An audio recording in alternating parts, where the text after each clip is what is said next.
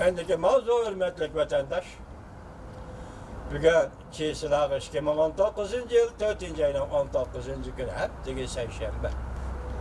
Bu mavzu tilgi elinsila Şinjan yani müstemlike Uyguristan'da bulup ötken bir qatar vakalar tarihi yüzünde isimizge kelidi ve eslep ötümüz. Bugün hazır torbetleri demiş 15. günü torbetleri de. Bugün 15. gün torbetleri de ve Xitayning memleketi içinde Xuyabanı hatırlaş bulup öttü.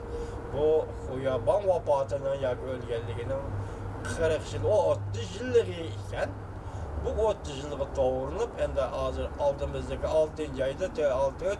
iyon vakası Beijing'de partlagan 4. iyon vakası ve onun başlangıcı muşlarına hemisi Xuyaban'a münasebetlik. Şu qatarda men ezelden sizlerge ta'kidlep kelyapatgan bir nokta. Xuyaban'ın altı noktalık, altı maddelik siyasiyet, Tibet'e qaratgan altı maddelik siyaset. Şundaqla Şinjan'a qaratgan altı maddelik siyasetini bugün yana bir qatim eslep etimiz. Çünkü bu bir devirde, alaydı bir devirde Cungo üçün aytqanda bir özgürlük devirde. Şu vaqtda Cungo'nun sekretari olan Xuyaban Tibet'e qandaq muamele qildi, Şinjan'a qandaq muamele qildi degan söz bugün kunda biz şunu ta'kidlab kelyapatgan yoki Xitoy bilan Uyg'ur o'rtasidagi mustamlika munosabatlarda kim oqilona siyosat yurgizdi va kim mustabidizm yo'liga mang'di degan siyosatlarni ta'kidlab kelyapatgan bugungi kunda bu Xuyabanning shu vaqtdagi ishlarini bir qatim eslab o'tishga to'g'ri keldi. Shunga bu mavzuni qayta elib chiqdik. Ondan keyin buni din shopiga munosabatlik bir abzas yoki bir leksiya bor. O'tirdi bularni birlashtirib hozir tahlil qilamiz vatandoshlar. Mavzu bunda. Baş maqala. Xuyabanı tarix topshirayli. Xalq muhobasi. Mavzuga xabar 4. ayning 15. kun Dobi torbiti e'lon qilindi. Xabar bunday boshlandi.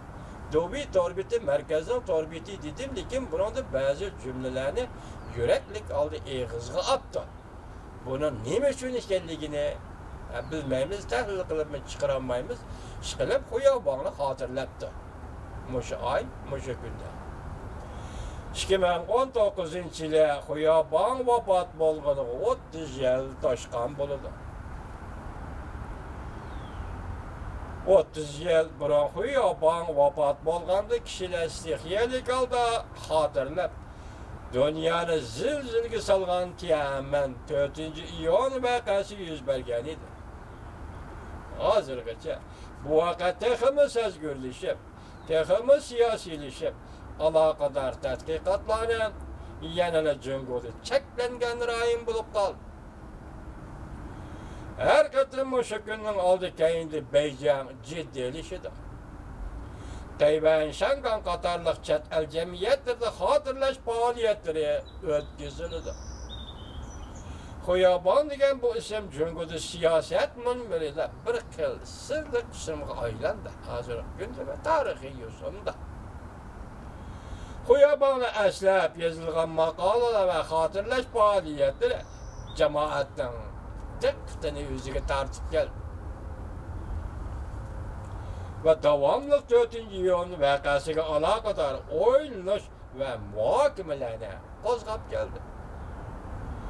Bir odam ve bir qatimliq vaqaning mundaq ta'siri, mundaq uzoqqacha davomlashib kelishi va yoki uzoq zamonlarga ta'sir ko'rsatganligi 30 yil mobaynida texib besqmaganligi allaqachon dunyoning siyosat markaziga yetib kelgan.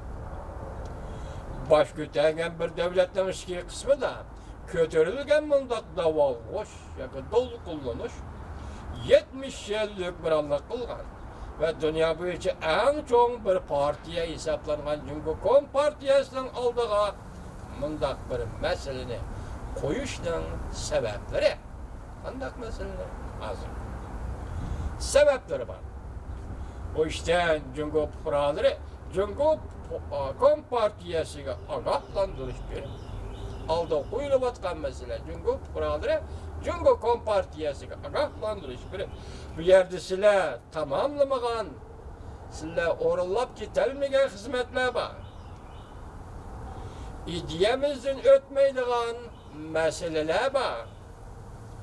Huyabanı ve 4. uyanda ölgenlerini hatırlayacağım yazsın desenler. Huyaban'a tehemi içi bitilgen ve zamanevi bir ölçem bu içe baha bir işinler gerek. Çünkü Kompartiyası Huyaban'ı hatırlayacağım yazsın desenler. Veya ki 4. yıl vakası bastırılık Allah'ını hatırlayacağım yazsın desenler. O çıkaytkandı bu hatırlamazsak çünkü Kompartiyası avar kılıp kilovatını bunu da kutulaylı desenler.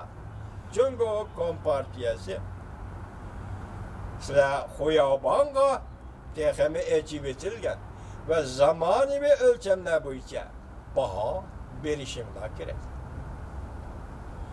Huyaban medeniyet inkılabının ahırkı mezgili de islahat işleyici bitişinin destekli çağlarında çünkü cemiyeti de asıl buluvatkan özgürüş. Moşunda özgürüş ki cemiyette buruluş buluvatkan çağlarda çünkü sekreter baba. Bir yerde makale yazıcı uçuk eğitim etmedi. Bu özgürüş kayadın geldi.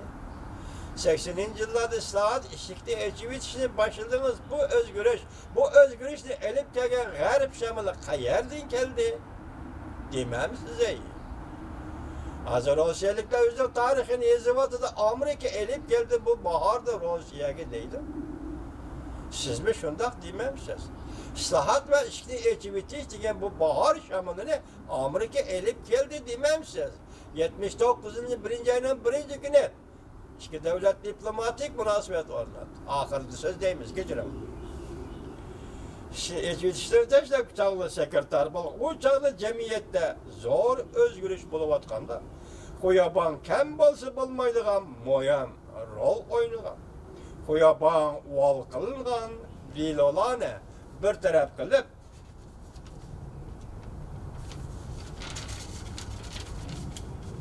Emniyet hakikat ölçeşinin birden bir ölçümü mavzu asıda bütün memleket bu için muhakeme ve münazirlerini uyuşturup heminin aldı dayak olduğun kasapta durup mavzudun devirdeki ideolojiyelik buruhtumlukunu bozup taşlagan.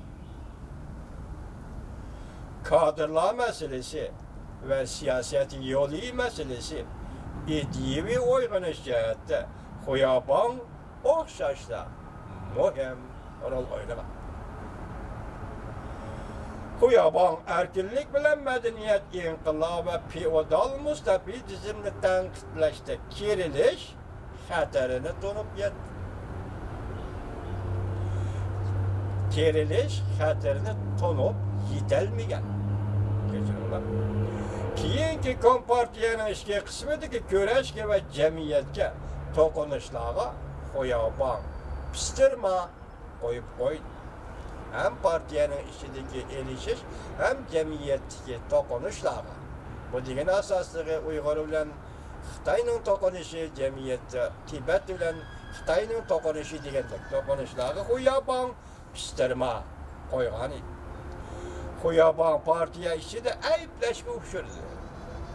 Burjuaça erkinleştiriş ki kuş çıkar mı degan bahane ve ayıpleş bilen Huyaban hizmet eden aldırıldı. Şunun 4. yıl vakası farklıdır. 1949 yılda hesaplananda Beijing'de tuncu qatam ok avazı anlan yani şunun hesaplaganda 89. 6. ayının 4. gün o'quvchilar namoyish bastırıldı. 76. yıl 4. aydaki namoyish bastırıldı. Şu vaqtim o'q chiqargan edi, onu unutib qoldi. Maqolning oxirida mundaq ko'rishdi. 4. yil vaqasidan keyin bosh ko'tarish. Çünkü Kompartiyaga shundoq ogohlantirish berdiki, shundoq Sovetlarning yemirlishini o'lga qiladigan kishilarga shundoq ogohlantirish berdiki, Sovetlar o'tkazgan mustabid tizimli xatolikni o'tkazmaydiganlar bo'lsa, Jungo butunlay Sovetlar va Sharqiy Yevropalar chiqib kelgan bir yo'lga o'xshamaydigan bir yo'ldan chiqib keladi. Maqola yozuvchi Abdulmush bir abzasini eg'izga oldi nima deydi? Sovetlar o'tkazgan xatolikni sodir qilmaydiganlar bo'lsa, bu yerda o'chiga millat masalasidagi xatolikni demakchi aslida demabdi. Jungo butunlay Sovetlar va Sharqiy Yevropaliklar chiqib kelgan bir yo'lga o'xshamaydigan bir yo'ldan chiqdi. Ya'ni Yevropa parchalandi, Rossiyadan ayrilib ketdi. Sovetlar parchalandi, 15 davlatga parchalandi. Bunga o'xshamaydigan bir yo'l bilan Jungo mengib keladi deb izohladi.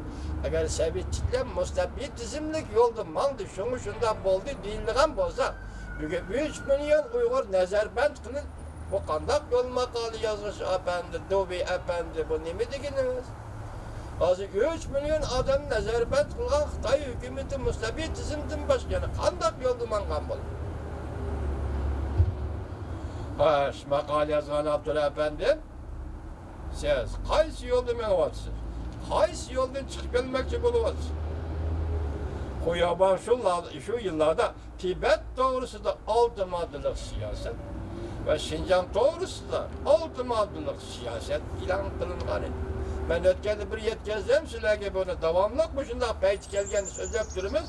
Vatandoshim Uyg'urim anglab qo'yaman. Birinchi, to'liq ma'noda o'zini o'zi boshqarish. Ikkinchi, o'z mayliga qo'yib o'tish.